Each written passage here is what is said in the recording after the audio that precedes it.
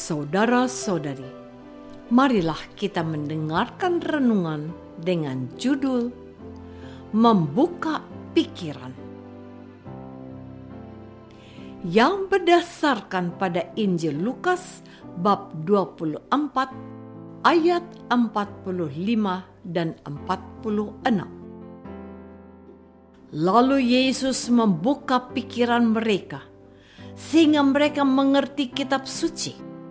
Kata Yesus kepada mereka, "Ada tertulis demikian, Mesias harus menderita dan bangkit dari antara orang mati pada hari yang ketiga." Dalam nama Bapa dan Putra dan Roh Kudus. Amin. Saudara-saudari terkasih dalam nama Tuhan Yesus Kristus.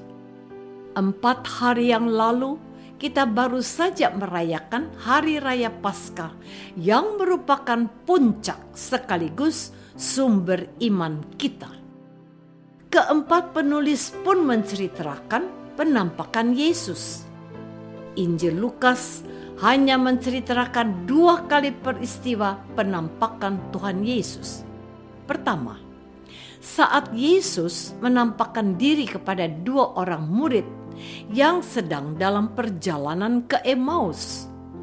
Kedua, Yesus menampakkan diri kepada semua murid seperti kita dengar dalam bacaan Injil hari ini.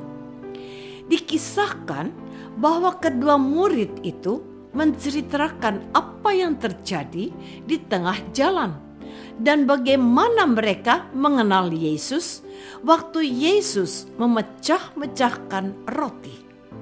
Dan sementara mereka bercakap-cakap tentang hal-hal itu, Yesus tiba-tiba berdiri di tengah-tengah mereka dan berkata kepada mereka, "Damai sejahtera bagi kamu."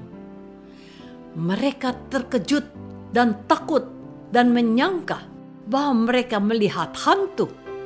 Akan tetapi Yesus berkata kepada mereka, "Mengapa kamu terkejut dan apa sebabnya timbul keraguan-raguan di dalam hati kamu?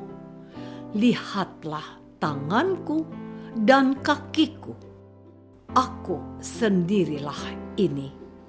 Rabalah aku dan lihatlah, karena hantu tidak ada daging dan tulangnya."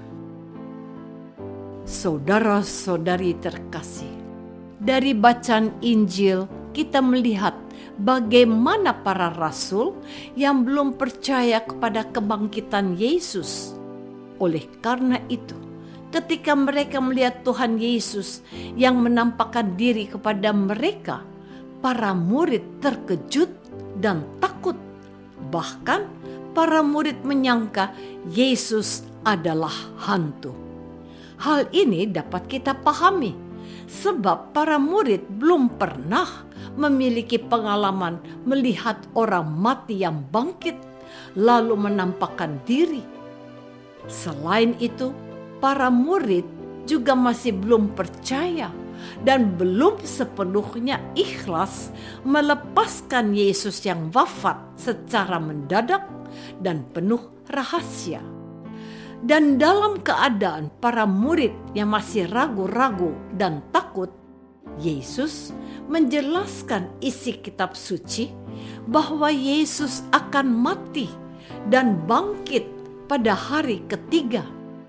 Artinya, kalau para murid membaca dan mengerti kitab suci, maka mereka akan memahami siapa Yesus. Dengan demikian, kebangkitan Yesus tidak lagi dibatasi oleh ruang dan waktu. Yesus bisa masuk ke ruangan yang terkunci. Saudara-saudari terkasih, usaha Yesus menjelaskan kerajaan Allah dan tentang siapa Yesus tidak hanya dilakukan saat Yesus masih hidup. Sebaliknya, Sesudah bangkit pun, Yesus masih menjelaskan siapa dirinya dan apa tujuan Yesus datang ke dunia. Yesus sendiri mengetahui kelemahan para pengikutnya, maka Yesus berusaha membuka pikiran para murid yang sulit untuk percaya. Bagi Yesus sendiri, pemahaman para murid tentang siapa dirinya amatlah penting. Sebab bila Yesus gagal membuka pikiran para rasul, maka perjuangan Yesus mewartakan kerajaan Allah selama 3 tahun sampai menderita dan wafat di kayu salib akan sia-sia jika para murid tidak percaya bahwa kematian Yesus adalah pintu masuk menuju kebangkitan. Kenyataan yang sama banyak dialami umat Kristiani saat ini. Banyak di antara kita yang pikirannya masih tertutup berbagai persoalan, sakit, dan penyakit. Karena itu, kita membutuhkan pencerahan baru. Kita butuh rahmat Tuhan supaya pikiran kita yang masih ragu-ragu dan takut bisa teratasi. Selama pikiran kita tertutup, kita menganggap bahwa Yesus telah mati sehingga tidak dapat menolong kita. Saudara-saudari terkasih, pikiran kita bisa tertutup karena banyak hal. Ada orang yang merasa dirinya pintar atau pandai, sehingga tidak mau terbuka untuk menerima masukan dan teguran dari sesama. Dengan demikian, kepintaran menjadi salah satu penghalang bagi manusia untuk mengimani Allah yang hadir dalam diri Yesus. Ada lagi yang kehilangan anggota keluarga atau seseorang yang sangat dicintainya. Saat kehilangan orang yang dicintai, manusia bisa menutup dirinya kepada Allah dan sesama. Allah dianggap tidak peduli dan tidak mencintai dirinya karena Allah membiarkan orang yang paling dicintainya meninggal.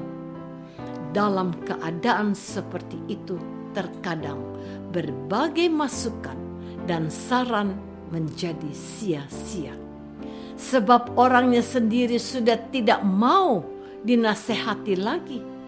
Selain itu ada pula orang yang disakiti dan dikhianati orang terdekat dengan dirinya. Dalam ketiga contoh ini, kepintaran, kehilangan orang yang dicintai, dan pengalaman disakiti dan dikhianati orang terdekat dapat membuat seseorang menutup pintu hati. Tetapi bagi orang-orang yang demikian, Allah lebih berusaha membuka pikiran dan memberikan damai-Nya. Apakah selama ini kita sudah membuka pikiran kita untuk menerima kehadiran Allah dalam hidup kita yang membawa damai sejahtera?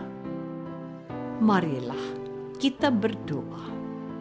Tuhan Yesus Kristus, kebangkitan dan penampakan-Mu telah membukakan pikiran para rasul, termasuk kami, pengikut-Mu, bahwa kematian menjadi pintu masuk menuju hidup kekal.